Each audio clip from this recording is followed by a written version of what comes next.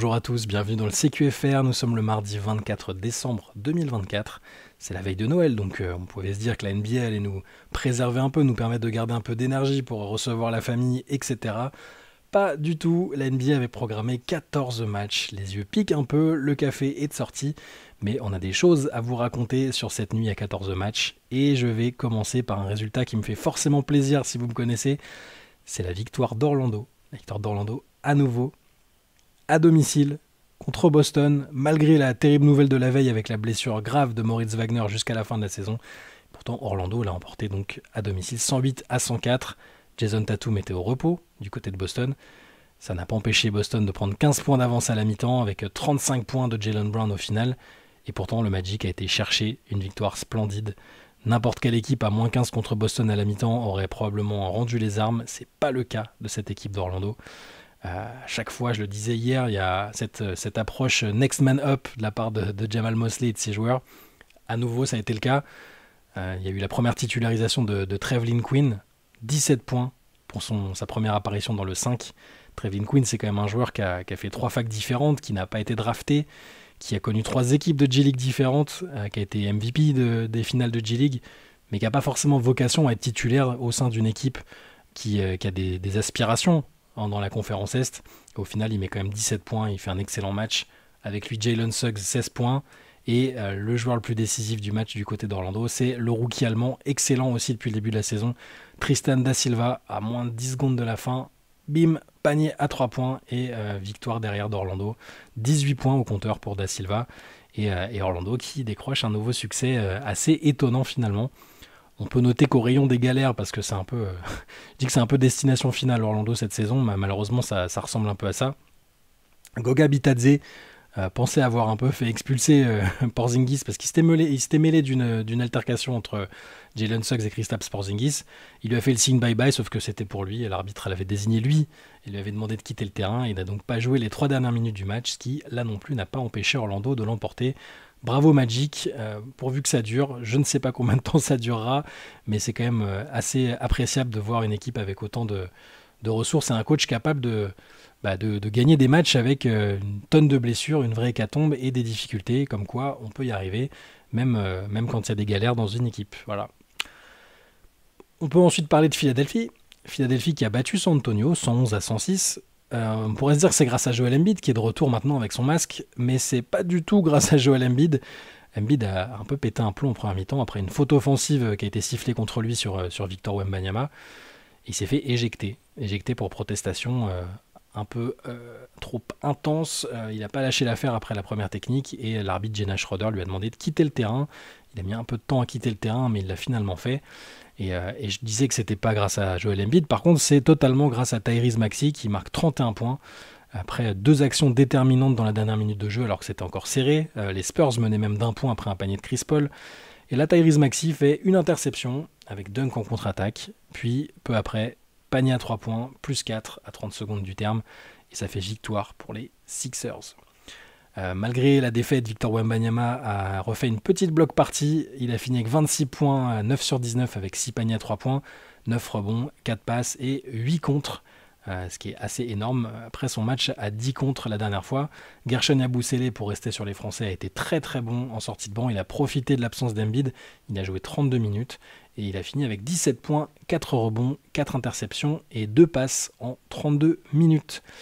Il y a une équipe qui a quand même du mal, c'est Phoenix. Phoenix qui avant perdait surtout quand Kevin Durant était absent. Quand il a connu sa blessure, on a vu que c'était très difficile pour les Suns sans lui. Maintenant, même avec Kevin Durant, les Suns ont du mal, même beaucoup de mal. Là, ils se sont inclinés assez nettement à Denver, 117-90. Deuxième mi-temps apocalyptique, ils ont pris un 62-39. Ça a été très violent au retour des vestiaires alors que le match était encore assez serré juste avant. Devin Booker ce coup-ci était absent, enfin c'est son deuxième match de suite, c'est le deuxième match de suite qu'il manque. KD et Bill, 23 points chacun, étaient sans doute un peu trop seuls. Nikola Jokic, 32 points. Michael Porter Jr. 24. Ils ont fait le boulot parce que du côté de Denver, Jamal Murray était lui absent. Et on a vu un très très bon, très énergique pléonasme Russell Westbrook. 11 points et 7 passes qui a apporté tout l'influx nécessaire pour permettre à Denver de l'emporter finalement sans trop de mal après une première mi-temps serrée. Il y a eu un match un peu décousu entre Atlanta et Minnesota. Atlanta qui s'est imposé 117-104 à la maison. Les deux acteurs principaux du succès, c'est Trae Young, 29 points et 7 passes. Garrison Matthews, 25 points en sortie de banc avec 7 paniers à 3 points. Mention aussi quand même, parce que j'ai dit les deux principaux, mais on ne peut pas oublier Jalen Johnson, 17 points, 11 rebonds, 7 passes. Toujours cette activité, cette polyvalence qui manifeste à chaque match. Excellente saison pour Jalen Johnson. Zachary Rizaché était titulaire, mais il n'a pas marqué les esprits. 5 points en 19 minutes pour le rookie français. On peut noter aussi la performance de Dyson Daniels. 10 points, 8 interceptions et 2 contres.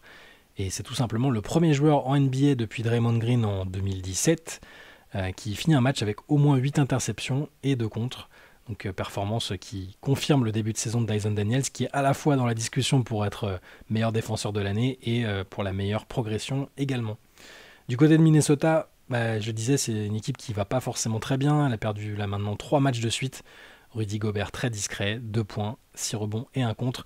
Les Wolves avaient un peu retrouvé d'aplomb en misant beaucoup sur leur défense.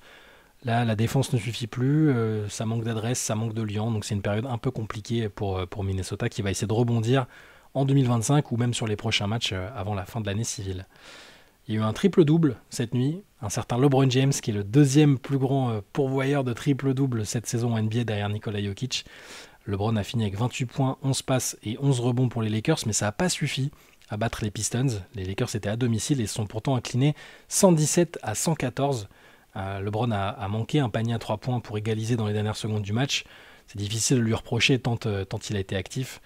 Mais les Lakers se sont donc inclinés et Détroit vient de se payer Phoenix à Phoenix et les Lakers à Los Angeles. Détroit qui montre encore de bonnes choses cette saison. C'est un peu plus irrégulier depuis quelques semaines, mais on peut que noter les progrès collectifs de cette équipe avec JB Bickerstaff. Cette nuit, encore une bonne copie collective. Cade Cunningham, 20 points, 10 passes à la baguette. Malik Beasley, très tranchant en sortie de banc, 21 points. Et une belle victoire des 3 Pistons. Les Hornets ont été hués par leurs fans à la mi-temps. Lorsqu'ils sont rentrés au vestiaire, ils étaient menés 62-31 par Houston. C'était un peu chaud dans la salle.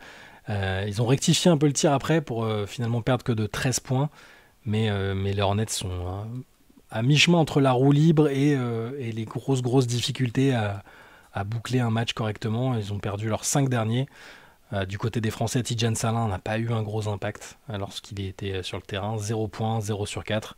Moussa Diabaté, par contre, très productif en attaque. 14 points, 5 rebonds, une interception à 6 sur 6.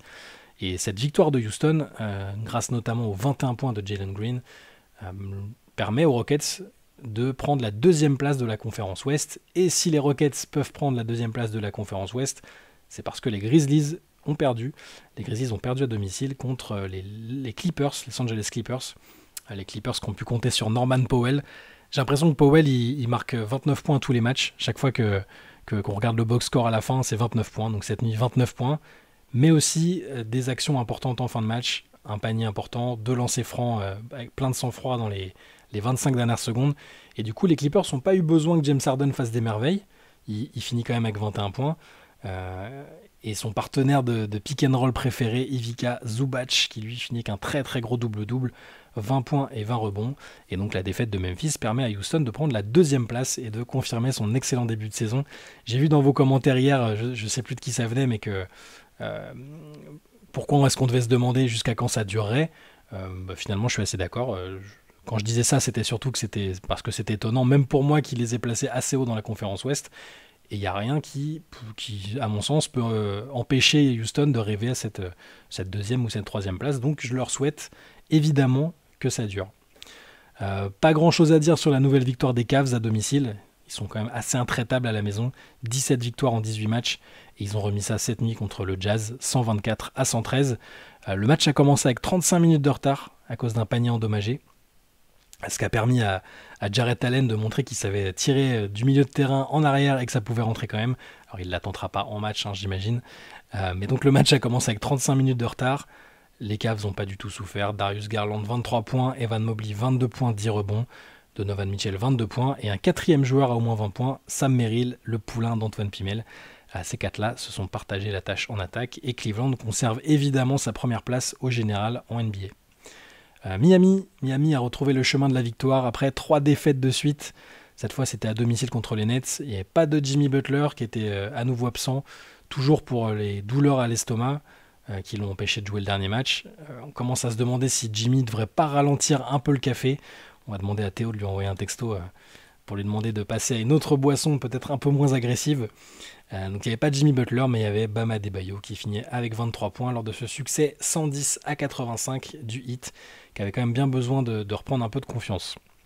New York a mis un carton à se lancer et a finalement corrigé Toronto 139-125. À un moment, les Knicks ont eu 30 points d'avance. Ils sont relâchés dans le garbage time, ce qui explique que le score est un peu plus serré que prévu peut-être.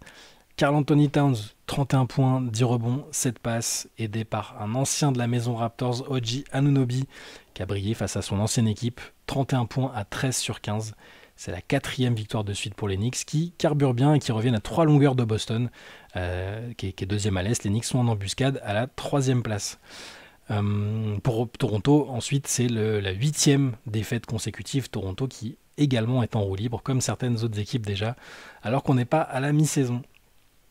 Milwaukee avait un court déplacement à faire du côté de Chicago, et Milwaukee s'est imposé 112-91. Il n'y avait pas de Giannis Antetokounmpo, pas de Damian Lillard.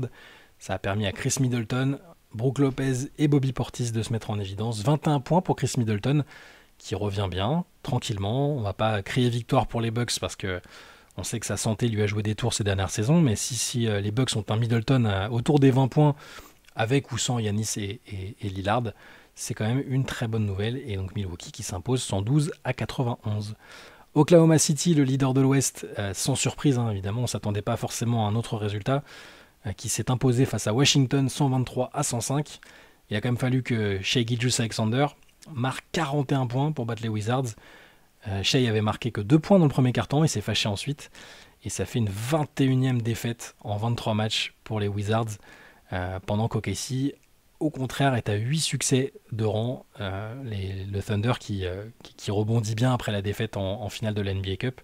Et je le rappelle, la défaite ne compte pas dans le bilan, dans les résultats, ce qui fait que OKC est à 8 victoires consécutives. Du côté des Wizards, Bilal Coulibaly et Alexandre Sarr n'étaient pas là. Par contre, Ousmane Dieng a joué 3 minutes pour OKC en sortie de banc. Luka Doncic avait manqué 2 matchs, les 2 derniers matchs. Il a retrouvé le 5 des Mavs. Et les Mavs se sont tranquillement imposés 132-108 contre les Blazers. Doncic a inscrit 23 points, Kyrie 20 et Daniel Gafford a fait un massacre en sortie de banc. 23 points à 7 sur 7, il s'est régalé. Et ça fait victoire des Mavs au final. Ryan Rupert du côté de Portland a joué 8 minutes avec 6 points et 1 rebond. Les Pacers, qui sont l'équipe en forme à l'Est, ont décroché une 5e victoire consécutive sur le parquet des Warriors, 111-105. Double-double pour Tyrese Haliburton, 16 points, 12 passes. Double-double pour Miles Turner, 23 points, 10 rebonds. Les 2 joueurs qui ont été les plus précieux sans doute du côté des Pacers. Et Turner, lui, a en plus inscrit un panier très important à la fin à 3 points, à 16 secondes du terme pour donner un avantage définitif aux Pacers. Les Warriors n'étaient pas dans un bon soir, particulièrement Stephen Curry. 10 points à 2 sur 13. Une soirée compliquée au shoot pour le meneur des Warriors. Par contre, Jonathan Kuminga, qui avait été un peu tensé par Steve Kerr dernièrement, il lui reprochait de ne pas être assez performant, pas assez sérieux sur le terrain. Cette fois, il s'est plutôt réveillé et il a marqué 26 points en sortie de banc. Ce qui montre qu'il peut... Kerr a déjà fait part de sa frustration avec Kuminga. Il dit qu'il a besoin de trouver une forme de régularité. Les Warriors en ont besoin et on le voit. Parce que c'est une saison compliquée pour Golden State qui avait bien commencé, mais... Pour l'instant, les Warriors sont 8e à une victoire de la 6e et donc de la qualification directe en playoff. Et ils ont besoin de Kuminga dans tous les cas, avec les rumeurs qu'il y a autour de lui, autour d'un potentiel départ. Dans tous les cas, il faut que Kuminga soit performant pour Golden State. Voilà pour les 14 matchs de la nuit, c'était un peu rythmé. On n'est pas passé en détail sur toutes les performances. S'il y en a d'autres qui vous ont marqué et dont on n'a pas parlé, n'hésitez pas à le mentionner en commentaire. Demain matin, pas de CQFR, puisque les matchs seront en journée ensuite. Les Christmas Games, dont je vais vous rappeler le programme évidemment. Les Christmas Games qu'on évoquera dans le CQFR de jeudi, du coup, si je ne me trompe pas. Et donc au menu, je vous le dis en même temps que je suis devant l'écran, on aura Ça commence par un New York-San Antonio à 18h, à 20h30 Dallas, Minnesota, à 23h Boston, Philadelphie. Puis si vous voulez pousser un peu dans la nuit, à 2h du matin, dans la nuit du 25 au 26, Golden State, Los Angeles Lakers et Phoenix, Denver. Donc que des belles affiches que vous pouvez retrouver à la télé sur Beansport ou sur le League Pass et dont on vous parlera le jeudi matin sans problème dans le CQFR. D'ici là, passez une très bonne journée, un très bon réveillon en famille ou pas et on se retrouve jeudi matin pour un CQFR. Bonne journée à tous!